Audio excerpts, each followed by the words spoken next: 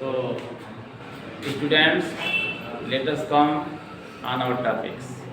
Today, we will discuss on letters writing. आज हम लोग चर्चा करेंगे लेटर राइटिंग पर। किस पर करेंगे? Letter writing.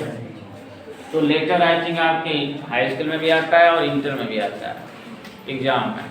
अगर वो नहीं तो फिर आपके दैनिक जीवन में भी काम करता है। कहीं FIR लिखना है तो फिर आपको जानकारी चाहिए लेटर लिखने की, कैसे दरोगा साहब को लिखेंगे, प्रिंसिपल साहब को कैसे लिखेंगे।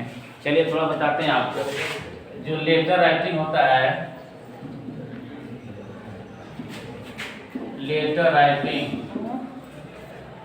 वो लेटर राइटिंग जो है आपके 3 तरह का होता है।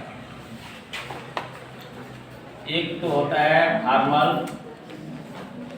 माने औपचारिक जिसको बोलते हैं, और एक होता है इनफॉर्मल, इनफॉर्मल लेटर, और एक होता है बिजनेस, बिजनेस लेटर। इसमें करना क्या है, ये जो होता है ये अपने साहब लोग के लिखा जाता है, इसे समझ लीजिए। साहब लोग के समझने के तो जल्दी आसान है। साहब लोग के मतलब औपचारिक, इसमें होता है जैसे प्रिंसिपल साहब, जिससे आ गया टू द प्रिंसिपल, प्रिंसिपल साहब को हो गया, पता चला कि टू द DM, आ गया पता चला कि to the BDO, block development officer, DM district magistrate. ये आ गया टू द एडिटर, संपादक को भी लिखा जाता है। पेपर का संपादक जो होते हैं, पेपर में जान डालने वाले जो मालिक होते हैं, उनको लिखा जाता है।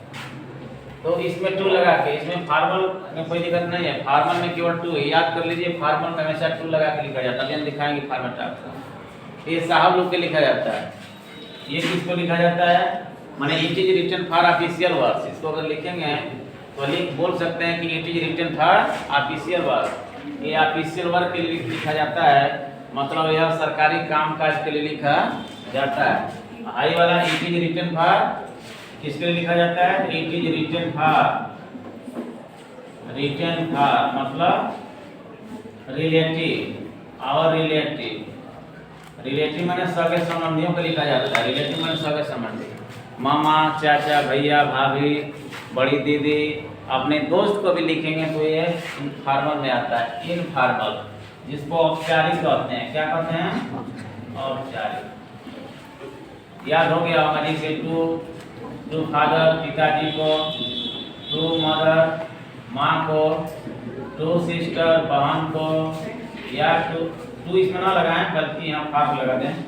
फादर, फार मदर, फार सिस्टर, मतलब पिताजी, माताजी, बहन और दोस्त को लिखा जाता है। और एक इसको लिखा जाता है तो बिजनेस, इसको व्यापारिक पत्र बोलते हैं। जैसे कोई आपको माल मंगाना है, जैसे आप माने किराने की दुकान चला रहे हैं, कोई आइटम मंगाना है और आइटम खत्म हो गया है तो उसके होलसेलर को लिखेंगे। अगर दिल्ली में दुकान है पार्ले जी की तो उसके लिए लिखेंगे, जैसे उसके लिए लिखेंगे। इसमें अगर मान लीजिए आपकी कोई कंपनी है, होंडा कंपनी, उसका माल खत्म हो गया है, गाड़ियाँ बिक गई हैं, माल मंगाना है आपको हरियाणा से, तो उसके डायरेक्टर या मालिक को लिखेंगे। इसमें बिजनेस में होता है, समझ में आ गया होगा। बिजनेस में व्यापारिक होता है। ये तीनों का मैंने आपको दिखा दिया। अब तीनों को अलग हम पहले पढ़ा देते हैं। दूसरे वाले पहले तो ये वीडियो में आप लोगों ने ये चीज़ देखा। अब अगले वाले वीडियो में दिखा दूंगा कि ये किसके लिए लिखा जाता है। इसका फॉर्मेट हम आपको बना के भी दिखा देते हैं। तब तक के लिए आपको इतना ही रहने देते हैं। बस ये बता दिए कि लेटर राइटिंग 3 तरह से लिखा जाता है, फॉर्मल, इनफॉर्मल और बिजनेस। फॉर्मल जो है साहब लोग के लिखा जाता है समझने के लिए, जैसे BDO साहब, इंजीनियर साहब, डॉक्टर साहब, प्रिंसिपल साहब या क्लास टीचर।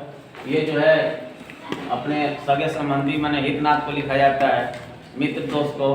और ये बिजनेस के लिए लिखा जाता है, कोई आइटम मंगाना है पार्ले जी से, या फिर मान लो ठंडा कोको कोला मंगाना है, या कोई भी आइटम मंगाना है, साइकिल मंगाना है, कपड़ा मंगाना है, तो उसके लिए जो है आप जिस कंपनी के मालिक को, डायरेक्टर को, मैनेजर को लिखेंगे, होलसेलर को लिखेंगे मंगाने के लिए माल अपना, तो होता है बिजनेस लेटर। ये में बिजनेस में होता है, कोई चीज़ यहाँ पर मंगाया जाता है। इसमें इसमें माल को मंगाया जाता है या कोई सामान को इसमें मंगाया जाता है।